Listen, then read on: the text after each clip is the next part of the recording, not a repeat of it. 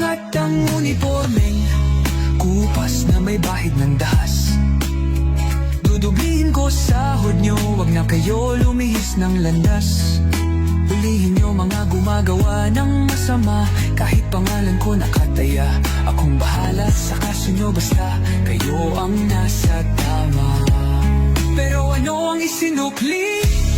Bakit kayo nagpunyagi? Pinakain nyo sa mga estranghero ang 80 na lolo'y parang may mali. Pagkatapos angat ang inyong moral na dating mabababa.